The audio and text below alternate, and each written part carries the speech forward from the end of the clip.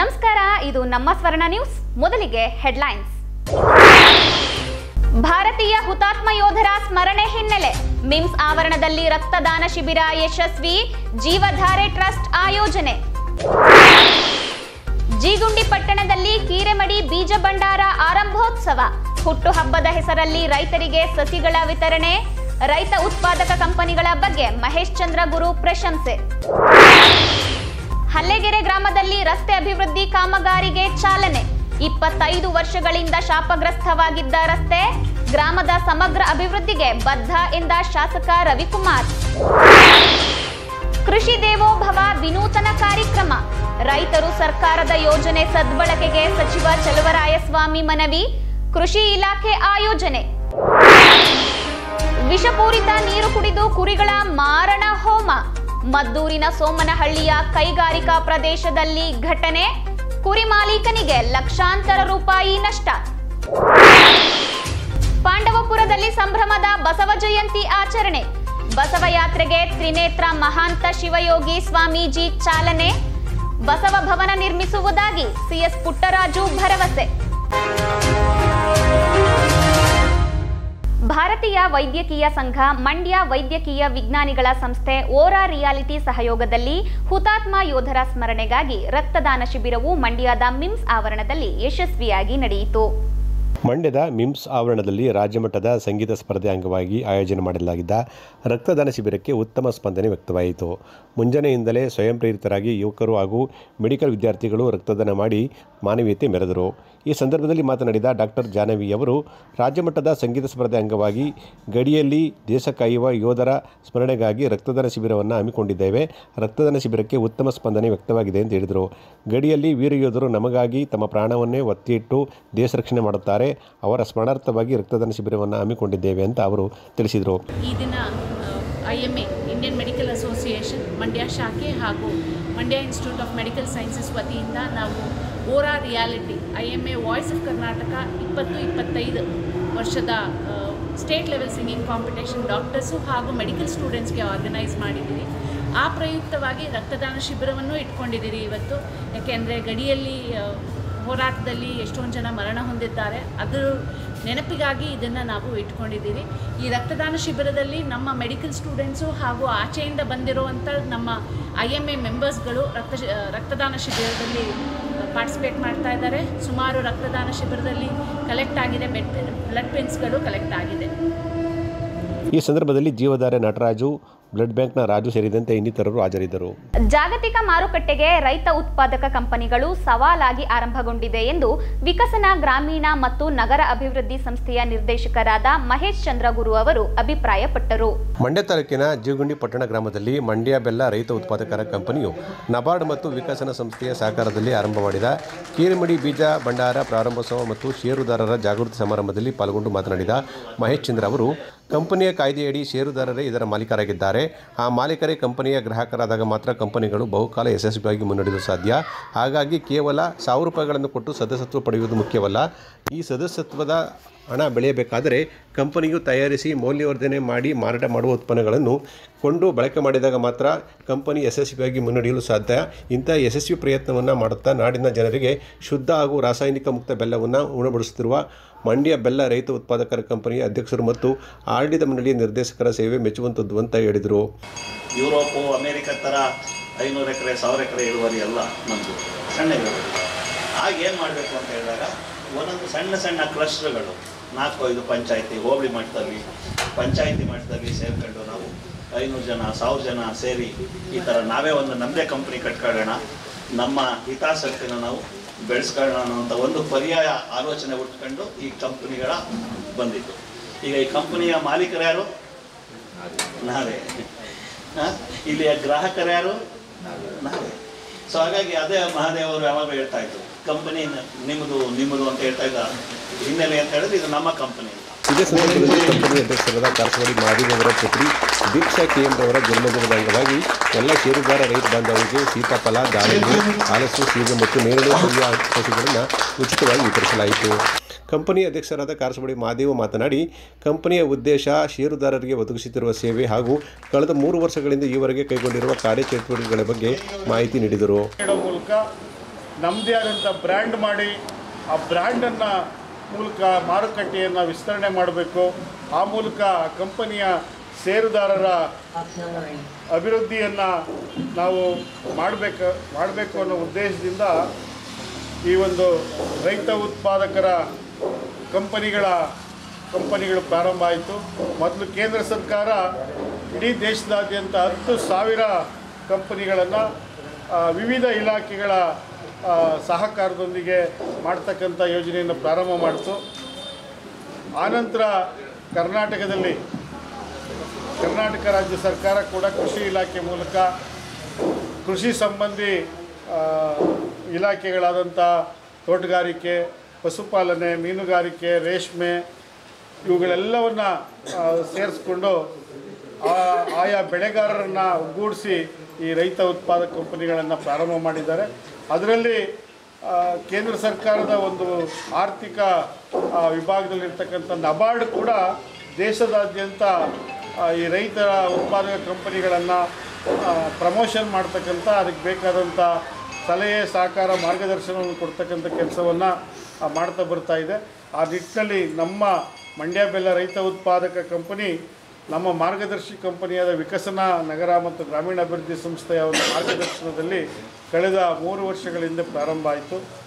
ಆ ಪ್ರಾರಂಭ ಆದಂಥ ಕಂಪನಿ ಮೂಲ ಉದ್ದೇಶಗಳನ್ನು ಸಾಕಾರಗೊಳಿಸ್ತಾ ನಮ್ಮ ಹಂತವಾಗಿ ಇವತ್ತು 1,000 ಜನ ರೈತರುಗಳು ನಮ್ಮ ಕಂಪನಿಯ ಷೇರುದಾರರಾಗಿದ್ದಾರೆ. ಭಾರತೀಯ ಸ್ಟೇಟ್ ಬ್ಯಾಂಕ್ ಬಂದಿಗೌಡ ಬಡಾವಣೆ ಮತ್ತು ಕೃಷಿ ವಾಣಿಜ್ಯ ಶಾಖೆ ವ್ಯವಸ್ಥಾಪಕರಾದ ಸುರೇಶ್ ಮಾತನಾಡಿ, ಕಿಸಾನ್ ಕ್ರೆಡಿಟ್ ಕಾರ್ಡ್ ಮತ್ತು PMFME ಯೋಜನೆಗಳ ಮಹತ್ವ ಹಾಗೂ ರೈತ ಬಂದವರಿಗೆ ಇದರಿಂದ ಆಗುವ ಪ್ರಯೋಜನಗಳ ಬಗ್ಗೆ ಮಾಹಿತಿ ತಿಳಿಸಿಕೊಟ್ರು. ಕಿಸಾನ್ ಕ್ರೆಡಿಟ್ ಕಾರ್ಡ್ ಅಂದರೆ ನಿಮಗೆ ಬೆಳೆ ಸಾಲವಾಗಿ ಪಡೆಯುವಂಥದ್ದು ಕ್ರೆಡಿಟ್ ಕಾರ್ಡ್. ನಿಮಗೆ ಸಾಲಕ್ಕಾಗಿ ತಗೊಳ್ಳಿಕ್ಕಾಗಿ ನಿಮಗೆ ಕಟ್ಟಲಿಕ್ಕಾಗಿ ಕೊಡುವಂಥ ಕಾರ್ಡು. ನಿಮಗೆ ಬೆಳೆ ಸಾಲ ಪಡೆದಾಗ ಬೆಳೆ ಸಾಲದ್ದು ನೀವೊಂದು 10 ಲಕ್ಷ ಲೋನ್ ತಗೊಂಡಿದ್ದೀರಾ, 10 ಲಕ್ಷಕ್ಕೂ ನೀವು ಒಟ್ಟಿಗೆ ಯೂಸ್ ಮಾಡಲಿಕ್ಕೆ ಬರೋದಿಲ್ಲ ಕಾರ್ಡು. ಬೆಳೆ ಸಾಲ ಒಂದಕ್ಕೆ ಅಮೌಂಟಿಗೆ ನಿಮಗೆ ಬೇಕಾದ ಹಂತವಾಗಿ ಬೀಜ ಪರ್ಚೇಸ್ ಮಾಡಲಿಕ್ಕೆ, ಉಳ್ಳಿಕ್ಕೆ, ಬಿತ್ತನೆ ಮಾಡಲಿಕ್ಕೆ, ಕೊಯ್ಲಿಕ್ಕೆ, ಔಷಧಿಗೆ ಹಂತವಾಗಿ ನೀವು ಬಳಸ್ಕೋಬೇಕಾಗಿರುತ್ತದೆ. ದೇಶಿ ತಳಿಗಳ ಸಂರಕ್ಷಣೆ ನಮ್ಮೆಲ್ಲರ ಹೊಣೆ, ಅವುಗಳ ಮಹತ್ವ ಹಾಗೂ ಇದರಿಂದ ರೈತ ಬಂದವರಿಗೆ ಆಗುವ ಪ್ರಯೋಜನಗಳ ಬಗ್ಗೆ ನಾಡಿನ ಹೆಸರಾಂತ ದೇಶಿ ತಳಿ ಬೀಜಗಳ ಸಂರಕ್ಷಕರಾದ ಕನಿಕಾನ್ ಕಿಲ್ಗರ್ ಅವರು ಮಾಹಿತಿ ನೀಡಿದರು. ಆಲ್ರೆಡಿ ಒಂದು 10 ರನ್ ಮಾಡಿದ್ದೆ, ಅಂದರೆ ಎಷ್ಟೂರಲ್ಲಿ ಮಾಡಿದ್ವಿ ಒಂದು ವರ್ಷ. ಅದು ಚೆನ್ನಾಗಿ ರೆಸ್ಪಾನ್ಸ್ ಬಂದಿದೆ. ಅಲ್ಲಿ 1 kg ಭತ್ತ ಕೊಟ್ಟಿದ್ವಿ ಅವ್ರಿಗೆ. ನಾವು ಮೊದಲೇ ಹೇಳಿದ್ವಿ ವಾಪಸ್ ಬೈಬ್ಯಾಕ್ ಮಾಡ್ಕೋತೀವಿ ಅಂದ್ಕೊಂಡು, ಬಟ್ ಯಾರೂ ಕೊಡಲಿಲ್ಲ ನಮಗೆ. ಯಾಕಂದರೆ ಅಷ್ಟು ಚೆನ್ನಾಗಿ ಬಂತು ಎಲ್ಲ ಭತ್ತ ತಳಿಗಳು. ಅಲ್ಲಿಗೆ ಹೋಲುವಂಥ ಭತ್ತ ತಳಿಗಳನ್ನು ನಮ್ಮ ಜಿಲ್ಲೆಗೆ ಬೆಳೆಯುವಂಥ ಭತ್ತ ತಳಿಗಳನ್ನು ಕೊಟ್ಟಿದ್ವಿ. ಹಾಗಾಗಿ ಕಾರ್ಯಕ್ರಮದಲ್ಲಿ ಸುಮನ ಕೆರಗೋಡು, ಕೃಷಿ ಅಧಿಕಾರಿ ದೇವರಾಜ್ ಗೌಡ, ಕೀಲಾರ KT ವೀರಪ್ಪ, ಒಳವಾಡಿ ಕೃಷ್ಣ, ತಮ್ಮಯ್ಯ ಹಾಗೂ ಇನ್ನಿತರರು ಪಾಲ್ಗೊಂಡಿದ್ದರು. ಮಂಡ್ಯ ತಾಲೂಕಿನ ಹಲ್ಲೆಗೆರೆ ಗ್ರಾಮದಿಂದ ತಂಡನಾಯಕನ ದೊಡ್ಡಿಗೆ ಸಂಪರ್ಕ ಕಲ್ಪಿಸುವ ರಸ್ತೆ ಕಳೆದ 25 ವರ್ಷಗಳಿಂದ ಗುಂಡಿ ಬಿದ್ದಿದ್ದು, ಮಂಡ್ಯ ಕ್ಷೇತ್ರದ ಶಾಸಕರಾದ ರವಿಕುಮಾರ್ ಗೌಡರ ಇಚ್ಛಾಶಕ್ತಿಯ ಮೇರೆಗೆ 2 ಕೋಟಿ ರೂಪಾಯಿ ವೆಚ್ಚದಲ್ಲಿ ರಸ್ತೆ ಅಭಿವೃದ್ಧಿಗೆ ಭೂಮಿ ಪೂಜೆ ನೆರವೇರಿಸಲಾಯಿತು. ಮಂಡ್ಯ ತಾಲೂಕಿನ ಹಲ್ಲೆಗೆರೆ ಗ್ರಾಮದಿಂದ ತಂಡನಾಯಕನ ದೊಡ್ಡಿಗೆ ಸಂಪರ್ಕ ಕಲ್ಪಿಸುವ ರಸ್ತೆಯು ಕಳೆದ 25 ವರ್ಷಗಳಿಂದ ಗುಂಡಿ ಬಿದ್ದಿದ್ದು, ಮಂಡ್ಯ ಕ್ಷೇತ್ರದ ಶಾಸಕರಾದ ರವಿಕುಮಾರ್ ಗೌಡ ಗಣಿಗಾರ ಇಚ್ಛಾಶಕ್ತಿ ಮೇರೆಗೆ 2 ಕೋಟಿ ರೂಪಾಯಿ ವೆಚ್ಚದಲ್ಲಿ ರಸ್ತೆ ಅಭಿವೃದ್ಧಿಗೆ ಭೂಮಿ ಪೂಜೆಯನ್ನು ಶಾಸಕರು ನೆರವೇರಿಸಿದರು. ನಂತರ ಮಾತನಾಡಿದ ಅವರು, 2 ತಿಂಗಳಲ್ಲಿ ಈ ಭಾಗದಲ್ಲಿ ಸುಸಜ್ಜಿತವಾದ ರಸ್ತೆ ರೆಡಿಯಾಗಲಿದೆ. ಮುಖ್ಯ ರಸ್ತೆ ವಿಚಾರದಲ್ಲಿ ನ್ಯಾಯಾಲಯದ ವಿವಾದ ಇರುವುದರಿಂದ 1 ತಿಂಗಳು ಕೋರ್ಟ್ ರಜೆ ಇದೆ. ಇದಾದ ನಂತರ ಈ ಸಮಸ್ಯೆಯನ್ನು ಬಗೆಹರಿಸಲಾಗುವುದು. ಯಾರು ಏನೇ ಮಾಡಿದರೂ ಕೂಡ ಈ ರಸ್ತೆ ಸುಸಜ್ಜಿತವಾಗಿ ಆಗೇ ಆಗುತ್ತದೆ ಅಂತ ಹೇಳಿದರು. ಗ್ರಾಮದ ಅಭಿವೃದ್ಧಿಗೆ ಮತ್ತು ಜಿಲ್ಲೆಯ ಅಭಿವೃದ್ಧಿಗೆ ವಿಶೇಷ ಆದ್ಯತೆ ನೀಡಲಾಗಿದ್ದು, ಸಮಗ್ರ ಅಭಿವೃದ್ಧಿಯ ನನ್ನ ಆಶಯವಾಗಿದೆ. ಹಾಗಾಗಿ ಪ್ರತಿಯೊಬ್ಬರು ಕೂಡ ಸಹಕಾರ ನೀಡಬೇಕು ಅಂತ ಹೇಳಿದರು. ಆಗಿದ್ದಂಥ ಕೃಷ್ಣನವ್ರ ಕಾಲದಲ್ಲಿ ಇಲ್ಲಿ ಮೆಟ್ಲಿಂಗ್ ಆಗಿತ್ತು. ಇವತ್ತು ಅವ್ರ ಕೈಲೇ ಗುದ್ಲಿ ಪೂಜೆ ಮಾಡಿಸಿ ಒಂದು ಜಬರ್ದಸ್ತ್ ಆದ ರಸ್ತೆಯನ್ನು 2 ಕೋಟಿ ರೂಪಾಯಲ್ಲಿ ಮಾಡ್ತಾ ಇದ್ದೀವಿ. ಕೆಲವರೆಲ್ಲ ಒಂದು ಸಣ್ಣ ಊರುಗಳಿದ್ರೆ 2 ಕೋಟಿ 1 ಕೋಟಿ ಎಲ್ಲ ಹಾಕಲ್ಲ. ರಾಜೇಗೌಡನ ದೊಡ್ಡಿಲಿ ಎಷ್ಟು ಚಿಕ್ಕೂರು ಅಂತ ನಿಮಗೆ ಗೊತ್ತು. ಆದರೆ ತಂದಾಯ್ಕೊಂಡ ದೊಡ್ಡಿ ಸಾರ್ವಜನಿಕರ ಹಿತ ಮುಖ್ಯ ಅಂತ ನಮ್ಮ ಕಾಂಗ್ರೆಸ್ ಪಕ್ಷ ನನ್ನ ಧ್ಯೇಯ. ಅದಕ್ಕೆ 2 ಕೋಟಿ ರೂಪಾಯಿ ರೋಡನ್ನು ಇನ್ನೊಂದು 2 ತಿಂಗಳಾಗುತ್ತೇನಣ್ಣ, 2 ತಿಂಗಳಲ್ಲಿ ಸುಸಜ್ಜಿತವಾದ ರಸ್ತೆಯನ್ನು ಮಾಡಿಕೊಡ್ತೀವಿ. ಮತ್ತು ಮುಖ್ಯ ರಸ್ತೆಗೆ ಏನೇ ಅಡ್ಡ ಬಂದರೂ ಸ್ವಲ್ಪ ಕೋರ್ಟಲ್ಲಿ ಪ್ರಾಬ್ಲಮ್ ಇದೆ. ಆ ಕೋರ್ಟ್ ಪ್ರಾಬ್ಲಮ್ ಆದಮೇಲೆ ಏನೇ ಅಡ್ಡ ಬಂದರೂ ಆ ರಸ್ತೆನ ಮಾಡ್ತೀವಿ. ನಾವು ಯಾರಿಗೂ ಜಗ್ಗ ಮಗ ಅಲ್ಲ, ತಲೆ ಕೆಡಿಸ್ಕೋದು ಇಲ್ಲ. ಕೋರ್ಟು 1 ತಿಂಗಳಿಂದ ರಜಾ ಇದೆ, ಅವ್ರಿಗೆ ಬೇಸಿಗೆ ರಜಾ. ಆ ಕೋರ್ಟ್ ಓಪನ್ ಆಗಲಿ ಮಾಡ್ತೀವಿ. ಪಕ್ಷ ಸಂಬಂಧಗಳೆಲ್ಲ ಇಂಪಾರ್ಟೆಂಟು, ಸಾರ್ವಜನಿಕರ ಹಿತ ಇಂಪಾರ್ಟೆಂಟು. ಆದರೆ ಇನ್ನೂ ಕೆಲವರು ಒಂದು 3-4 ಜನ ತೊಂದರೆ ಕೊಡೋರ್ಗೂ ಹೇಳ್ತಾ ಇದ್ದೀನಿ, ತೊಂದರೆ ಕೊಡೋದ್ರಿಂದ ನಿಮಗೆ ಲಾಭ ಆಗಲ್ಲ, ದುಡ್ಡಂತೂ ಬರೋದು ಇಲ್ಲ. ರಸ್ತೆ 100 ವರ್ಷದಿಂದ ಏನಿತ್ತು ಆ ರಸ್ತೆನ ಮಾಡೋದಕ್ಕೆ ಕೊಡಿ. ನಿಮ್ಮ ಫೋಟೋಗಳನ್ನ ಜನ ಅಲ್ಲೇ ಉದ್ಘಾಟನೆ ಮಾಡ್ತಾರೆ, ಯಾಕೆಂದರೆ ಒಳ್ಳೆ ರಸ್ತೆ ಆಗ್ತದೆ ಅಂತ. ಇದೇ ಸಂದರ್ಭದಲ್ಲಿ ಶಾಸಕರನ್ನ ಗ್ರಾಮಸ್ಥರು ಆತ್ಮೀಯವಾಗಿ ಸನ್ಮಾನಿಸಿದರು. ಈ ಸಂದರ್ಭದಲ್ಲಿ ಗ್ರಾಮದ ಗಣ್ಯರು ಹಾಗೂ ಮುಖಂಡರು ಮತ್ತು ಕಾರ್ಯಕರ್ತರು ಪಾಲ್ಗೊಂಡಿದ್ದರು. ಕೃಷಿ ಇಲಾಖೆ ಹಾಗೂ ಖಾಸಗಿ ವಾಹಿನಿಯ ಪ್ರಾಯೋಜಕತ್ವದಲ್ಲಿ ಬೆಂಗಳೂರಿನಲ್ಲಿ ಕೃಷಿ ದೇವೋ ಭವ ವಿನೂತನ ಕಾರ್ಯಕ್ರಮ ಯಶಸ್ವಿಯಾಗಿ ನಡೆಯಿತು. ಕೃಷಿ ದೇವೋ ಭವ ಕಾರ್ಯಕ್ರಮವನ್ನು ಮಂಡ್ಯ ಜಿಲ್ಲೆ ಉಸ್ತುವಾರಿ ಸಚಿವರು ಹಾಗೂ ಕೃಷಿ ಸಚಿವರಾದ ಎನ್ ಚೆಲುವರಾಯಸ್ವಾಮಿ ಅವರು ತೆಂಗಿನ ಮರಕ್ಕೆ ನೀರು ಹಾಕುವ ಮೂಲಕ ಉದ್ಘಾಟಿಸಿದರು. ನಂತರ ಮಾತನಾಡಿದ ಸಚಿವರು, ಕೃಷಿ ಇಲಾಖೆ ವತಿಯಿಂದ ಸಾಕಷ್ಟು ಯೋಜನೆಗಳು ರೈತರಿಗೆ ಲಭ್ಯವಾಗುತ್ತಿದ್ದಾವೆ. 100ಕ್ಕೆ 70% ಮಂದಿ ಕೃಷಿ ಕುಟುಂಬವಾಗಿದ್ದು ಎಲ್ಲರೂ ಕೂಡ ಕೃಷಿಯನ್ನು ಅವಲಂಬ ಮಾಡಿಕೊಂಡಿದ್ದಾರೆ. ರೈತರು ಸಬಲೀಕರಣವಾದರೆ ಮಾತ್ರ ದೇಶ ಅಭಿವೃದ್ಧಿಯಾಗುತ್ತದೆ. ಕೃಷಿ ಕ್ಷೇತ್ರ ಯಶಸ್ವಿಯಾದರೆ ದೇಶ ಆರ್ಥಿಕವಾಗಿ ಪ್ರಗತಿ ಕಾಣುತ್ತದೆ ಅಂತ ಹೇಳಿದರು. ಕಾರ್ಯಕ್ರಮದಲ್ಲಿ YS Patil, Ravikumar, Bigg Boss ಖ್ಯಾತಿಯ ಶಶಿಕುಮಾರ್ ಹಾಗೂ ಡಾಕ್ಟರ್ GT ಪುತ್ರ ಸೇರಿದಂತೆ ಅನೇಕ ಅಧಿಕಾರಿಗಳು ಹಾಜರಿದ್ದರು. ಅಖಿಲ ಭಾರತ ವೀರಶೈವ ಲಿಂಗಾಯತ ಮಹಾಸಭಾ ಪಾಂಡವಪುರ ತಾಲೂಕು ಘಟಕದ ವತಿಯಿಂದ ಶ್ರೀ ಜಗಜ್ಯೋತಿ ಬಸವೇಶ್ವರರ 892ನೇ ಜಯಂತಿ ಉತ್ಸವವನ್ನು ಅದ್ದೂರಿ ಹಾಗೂ ಅರ್ಥಪೂರ್ಣವಾಗಿ ಪಟ್ಟಣದಲ್ಲಿ ಆಚರಿಸಲಾಯಿತು. ಅಖಿಲ ಭಾರತ ವೀರಶೈವ ಲಿಂಗಾಯತ ಮಹಾಸಭಾ ಪಾಂಡವಪುರ ತಾಲೂಕು ಘಟಕದ ವತಿಯಿಂದ ಶ್ರೀ ಜಗಜ್ಯೋತಿ ಬಸವೇಶ್ವರರ 892ನೇ ಜಯಂತಿ ಉತ್ಸವವು ಪಟ್ಟಣದಲ್ಲಿ ಅದ್ದೂರಿಗೆ ನಡೆಯಿತು. ಪಟ್ಟಣದ ಬನ್ನಾರಿಯಮ್ಮನ ದೇವಸ್ಥಾನದ ಮುಂಭಾಗ ತಮಟೆ, ಮಂಗಳವಾದ್ಯ, ಪೂರ್ಣಕುಂಭ ಕಳಸದೊಂದಿಗೆ ಬೆಳ್ಳಿರಥ ಬಸವರಥದ ಯಾತ್ರೆಗೆ ಬೇಬಿಬೆಟ್ಟದ ಚಂದ್ರವನಾಶ್ರಮದ ಪರಮಪೂಜ್ಯ ಶ್ರೀ ಡಾಕ್ಟರ್ ತ್ರಿನೇತ್ರ ಮಹಾಂತ ಶಿವಯೋಗಿ ಸ್ವಾಮೀಜಿಗಳು ಬಸವರಥಕ್ಕೆ ಪುಷ್ಪಾರ್ಚನೆ ಮಾಡುವ ಮೂಲಕ ಚಾಲನೆ ನೀಡಿದರು.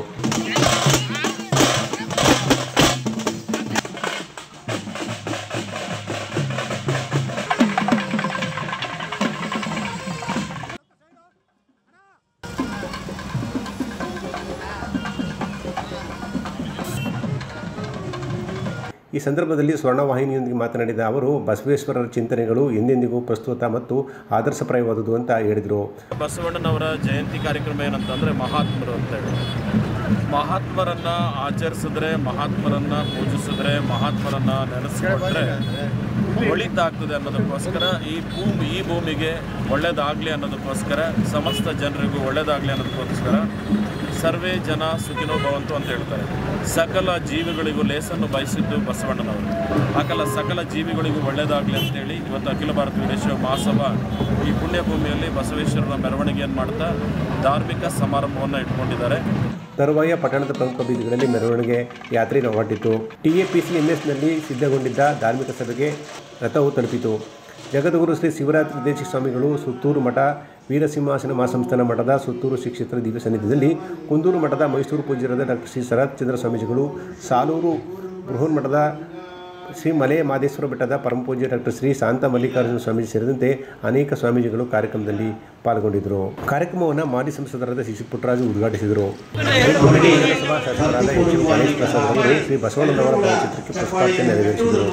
ಇದೇ ಸಂದರ್ಭದಲ್ಲಿ ಗಣ್ಯರನ್ನು ಉದ್ದೇಶಿಸಿ ಮಾತನಾಡಿದ ಸಿ ಪುಟ್ಟರಾಜ್ ಅವರು, ಪಾಂಡುಪುರದಲ್ಲಿ ಬಸವ ಭವನ ನಿರ್ಮಾಣಕ್ಕೆ ಸರ್ಕಾರದ ವತಿಯಿಂದ ಸ್ಥಳ ನಿಗದಿ ಮತ್ತು ಮಾಜಿ ಮುಖ್ಯಮಂತ್ರಿಗಳು ಹಾಲಿ ಕೇಂದ್ರ ಸಚಿವರಾದ ಕುಮಾರಸ್ವಾಮಿ ಅವರ ಜೊತೆ ಮಾತನಾಡಿ ಅನುದಾನ ಕೊಡಿಸುವ ಭರವಸೆ ನೀಡಿದರು.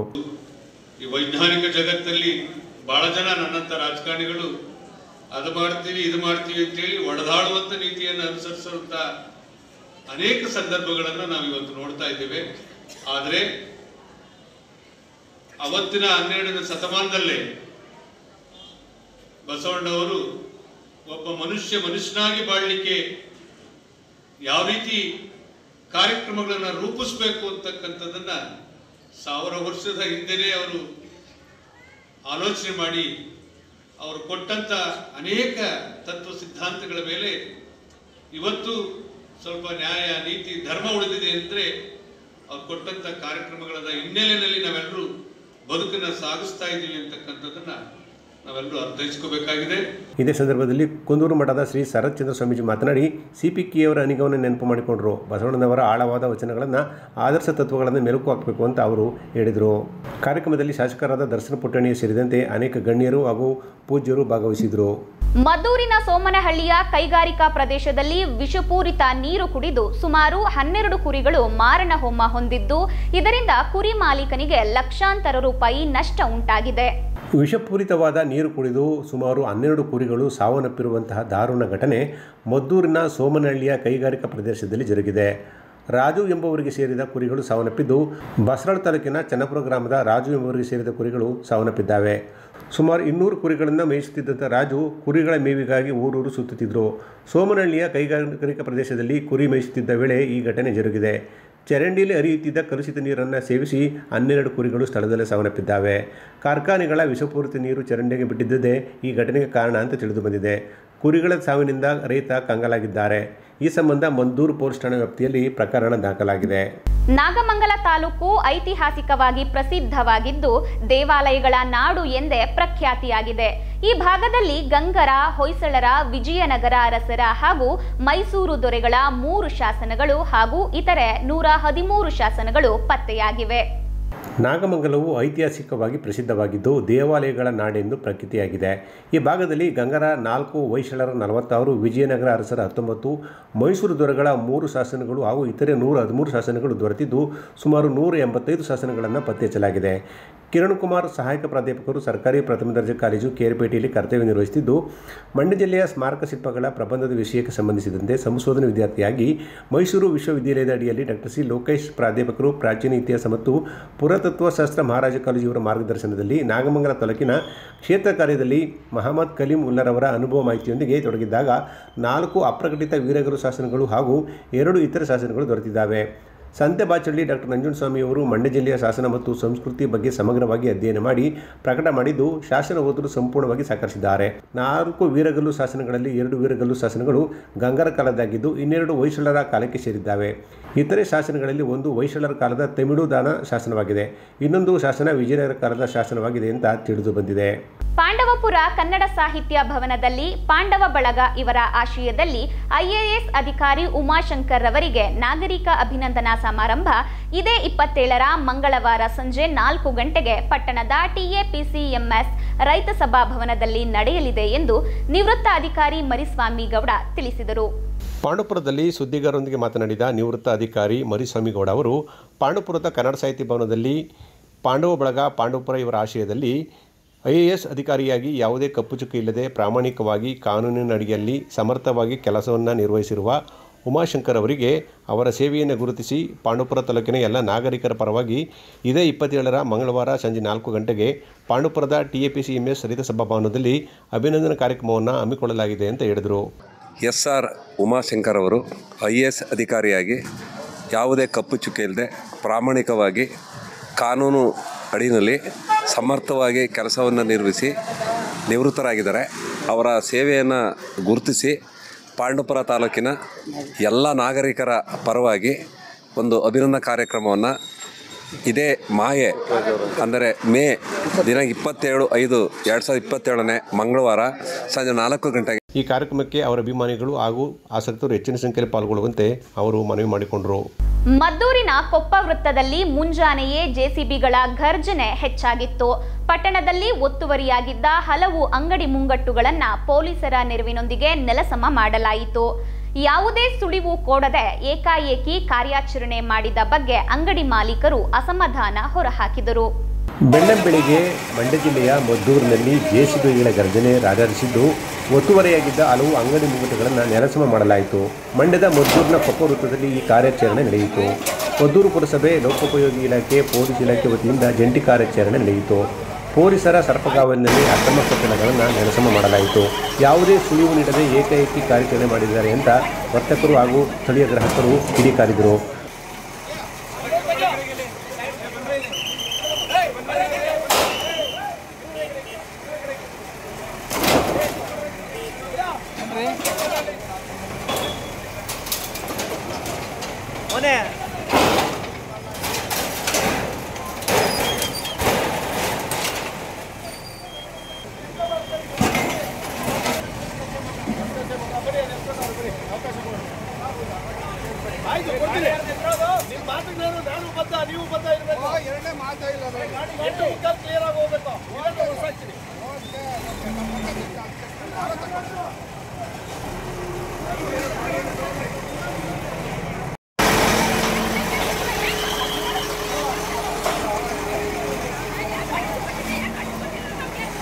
ಅಂಗಡಿಯಲ್ಲಿದ್ದ ವಸ್ತುಗಳನ್ನು ಬೇರೆಡೆಗೆ ಮಾಲೀಕರು ರವಾನಿಸಿದರು. ಸ್ಥಳದಲ್ಲಿ ಪುರಸಭಾ ಮುಖ್ಯ ಅಧಿಕಾರಿ ಮೀನಾಕ್ಷಿ, ಲೋಕೋಪಯೋಗಿ ಇಲಾಖೆಯ ದೇವಾನಂದ್, ಪೊಲೀಸ್ ಇಲಾಖೆಯ ಇನ್ಸ್ಪೆಕ್ಟರ್ಗಳಾದ ಶಿವಕುಮಾರ್, ವೆಂಕಟೇಗೌಡ ಸೇರಿದಂತೆ ಇಲಾಖೆ ಅಧಿಕಾರಿಗಳು ಭಾಗಿಯಾಗಿದ್ದರು.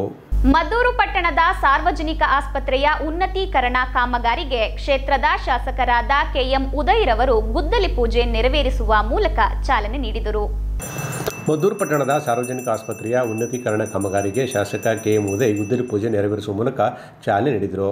ನಂತರ ಮಾತನಾಡಿದ ಶಾಸಕರು, ಆಸ್ಪತ್ರೆಯಲ್ಲಿ ಕೆಲವೊಂದು ಅಗತ್ಯ ಸೌಕರ್ಯಗಳ ಅಭಿವೃದ್ಧಿಗೆ ಒತ್ತಾಯ ಕೇಳಿ ಬಂದಿತ್ತು. ಅದನ್ನು ಮನಗಂಡು ಒಳಚರಂಡಿ ವ್ಯವಸ್ಥೆ ಸೇರಿದಂತೆ ಇತರ ಮೂಲಭೂತ ಸೌಕರ್ಯಗಳ ಅಭಿವೃದ್ಧಿಗೆ 1.30 ಕೋಟಿ ಅನುದಾನವನ್ನು ಮಂಜೂರು ಮಾಡಿಸಲಾಗಿದೆ ಎಂದು ಹೇಳಿದರು. ಮುಂದಿನ ದಿನಗಳಲ್ಲಿ ವೈದ್ಯರಿಗೆ ಪ್ರತ್ಯೇಕ ವಸತಿ ಗೃಹಗಳ ನಿರ್ಮಾಣ, ಹೆಚ್ಚುವರಿ ಐಸಿಯು ಹಾಗೂ ಡಯಾಲಿಸಿಸ್ ಕೇಂದ್ರಗಳ ನಿರ್ಮಾಣ, ನೂತನ ಶಸ್ತ್ರಚಿಕಿತ್ಸೆ ಕೇಂದ್ರ ಮತ್ತು ಉತ್ತಮ ಪ್ರಯೋಗಾಲಯ ಶಾಲೆ ಸೇರಿದಂತೆ ತಾಲೂಕು ಸಾರ್ವಜನಿಕ ಆಸ್ಪತ್ರೆಯ ಸಮಗ್ರ ಅಭಿವೃದ್ಧಿಗೆ 40 ಕೋಟಿ ರೂಪಾಯಿಗಳ ಪ್ರಸ್ತಾವನೆಯನ್ನು ಈಗಾಗಲೇ ಸರ್ಕಾರಕ್ಕೆ ಸಲ್ಲಿಸಿದ್ದು, ಇಷ್ಟರಲ್ಲೇ ಅನುಮೋದನೆಯ ದೊರೆಯಲಿದೆ. ಆ ಬಳಿಕ ಕಾಮಗಾರಿ ಆರಂಭವಾಗಲಿದೆ ಅಂತ ಆತ್ಮವಿಶ್ವಾಸ ವ್ಯಕ್ತಪಡಿಸಿದರು.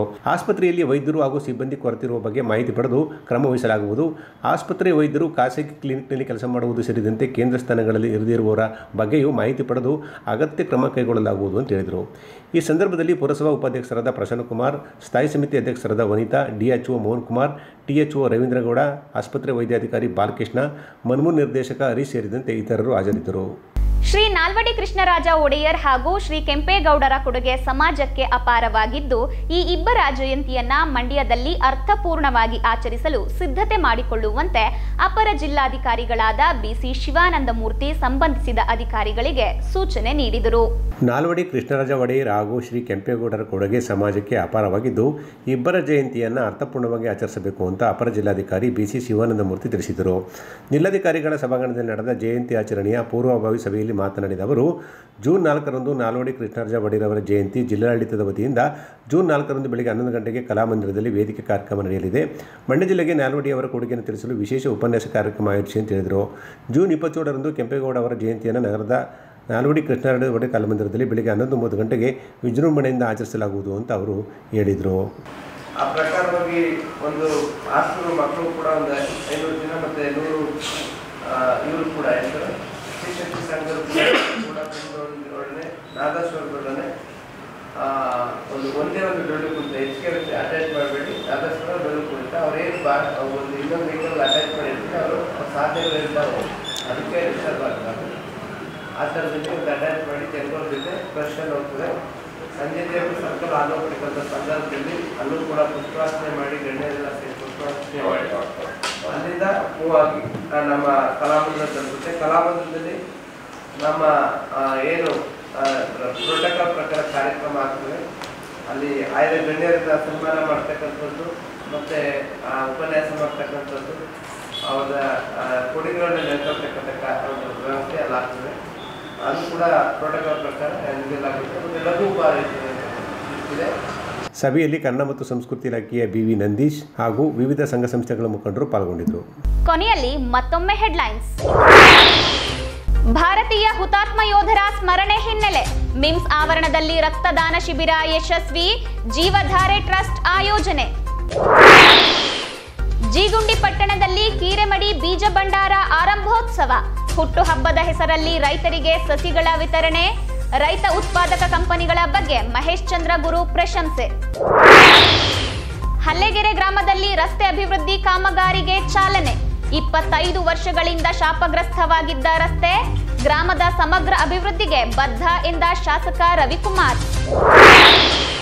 ಕೃಷಿ ದೇವೋಭವ ವಿನೂತನ ಕಾರ್ಯಕ್ರಮ, ರೈತರು ಸರ್ಕಾರದ ಯೋಜನೆ ಸದ್ಬಳಕೆಗೆ ಸಚಿವ ಚಲುವರಾಯಸ್ವಾಮಿ ಮನವಿ, ಕೃಷಿ ಇಲಾಖೆ ಆಯೋಜನೆ. ವಿಷಪೂರಿತ ನೀರು ಕುಡಿದು ಕುರಿಗಳ ಮಾರಣ ಹೋಮ, ಮದ್ದೂರಿನ ಸೋಮನಹಳ್ಳಿಯ ಕೈಗಾರಿಕಾ ಪ್ರದೇಶದಲ್ಲಿ ಘಟನೆ, ಕುರಿ ಮಾಲೀಕನಿಗೆ ಲಕ್ಷಾಂತರ ರೂಪಾಯಿ ನಷ್ಟ. ಪಾಂಡವಪುರದಲ್ಲಿ ಸಂಭ್ರಮದ ಬಸವ ಜಯಂತಿ ಆಚರಣೆ, ಬಸವ ಯಾತ್ರೆಗೆ ತ್ರಿನೇತ್ರ ಮಹಾಂತ ಶಿವಯೋಗಿ ಸ್ವಾಮೀಜಿ ಚಾಲನೆ. ಬಸವ ಭವನ ನಿರ್ಮಿಸುವುದಾಗಿ ಸಿಎಸ್ ಪುಟ್ಟರಾಜು ಭರವಸೆ. ಇದಿಷ್ಟು ಇವತ್ತಿನ ಪ್ರಮುಖ ಸುದ್ದಿಗಳು. ಇದು ನಮ್ಮ ಸ್ವರ್ಣ ಟಿವಿ, ಬಾಂಧವ್ಯಗಳ ಬೆಸುಗೆ. ನಮಸ್ಕಾರ.